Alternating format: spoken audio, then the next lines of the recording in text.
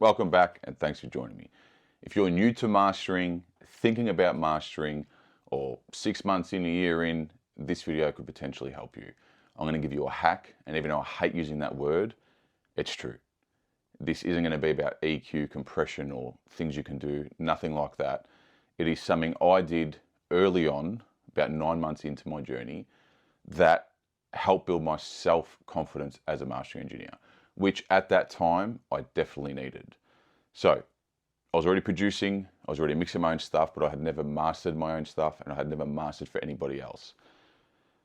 But I had always wanted to. So when I actually decided to do it as a profession, I gave myself a 1-year learning period, and I split it up into two. The first 6 months was accumulating knowledge. I consumed all sorts of different content, paid masterclasses, free YouTube stuff, forums, shitload of reading, Bob Katz's book, a whole bunch of PDFs online, everything, you name it, I consumed it.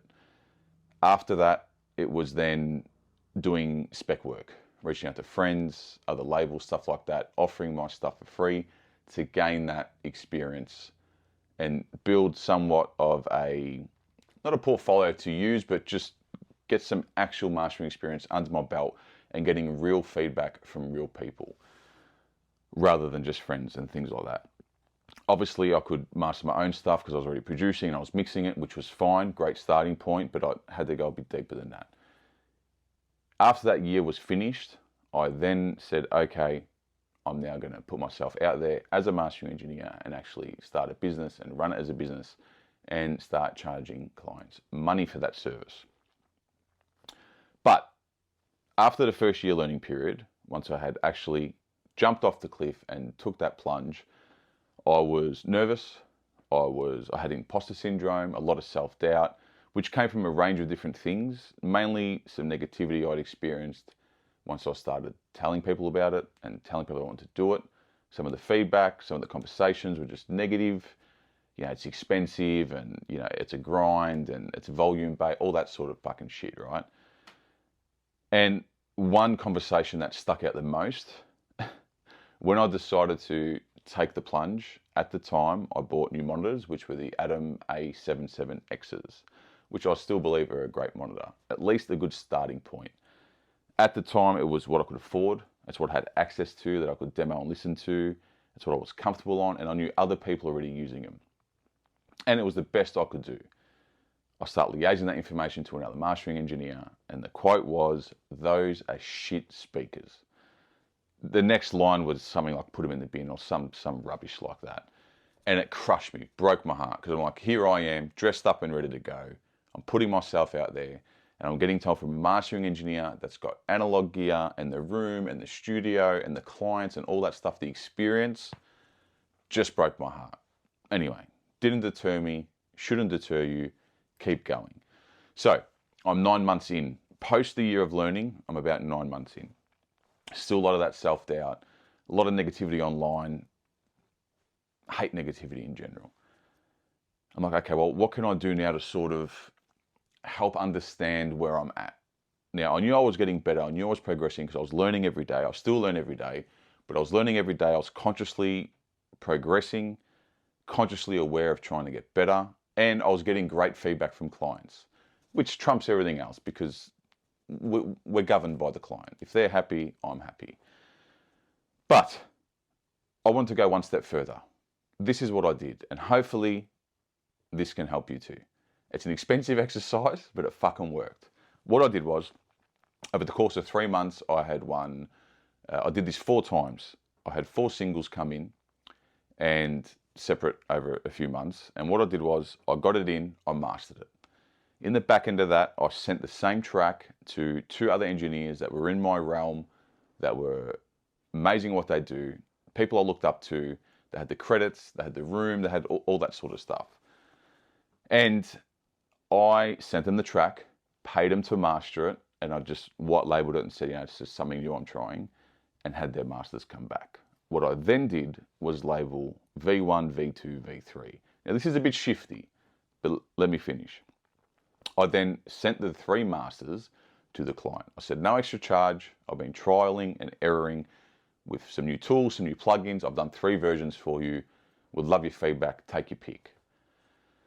3 out of the 4 came back and the client preferred my version. Now, they didn't know that I had just done all this.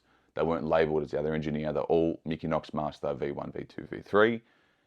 And I was absolutely ecstatic. Absolutely ecstatic. This might not translate for everyone else, but to me, those engineers that I respected and I knew did good work and I knew they knew what they were fucking doing, to be able to compete in the non-objective eyes of the client, I was absolutely stoked. What I then did was I had those masters on file and then I could reference them. I didn't want to pay them to master the track so then I can get their master and try and match it or try compete with that master, because that would then limit my approach. I would then be aiming to be like them or similar to them, you know. So I wanted to master it first, so it was an organic reaction from the client based on my approach, based on what I would have done if I was doing it versus trying to use that as a reference and then get the feedback. So it was an expensive exercise, but it paid huge dividends for me.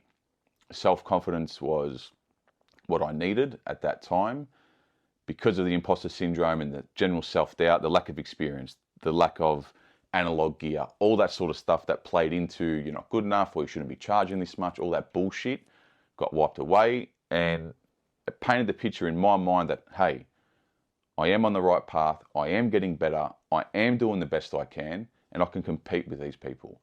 And that helped me so much. So 3 out of the 4, they preferred mine. The one that preferred the other engineers, obviously I couldn't send them that because I hadn't mastered it. Luckily, even though they preferred it, they just wanted some notes. They had some notes for me to revise that master. And I was able to get into my version and tweak that accordingly and using that as a reference because that's what the client had wanted. So yes, this isn't an EQ trick, compression trick. That alone helped build my self-confidence and let me know that I could compete with who I believe were the best in my realm, in my industry, and paid huge dividends. It's a bit shifty, but if you do struggle with self-doubt, it is a common thing, imposter syndrome, all of the above, general negativity, that's what I did. It worked for me, and I'm passing that on to you. You can apply it if you like, if you want to spend the money and try it. Not much else to say. Not much else to say. It helped me move forward with confidence, and it really made me keep going, because at that time it probably was a point where I'm like, I don't know, it's going to be tough, it's going to be dark, you know. It's what I needed at the time to push forward. Not that I needed validation from anyone else. It was to make help build my self-belief that, hey, I'm doing this and I'm going to keep fucking doing it. So I hope that helps. Leave some comments below. I'd love to hear if anyone has similar stories or if you'd even try it. So thanks for tuning in. See you next week.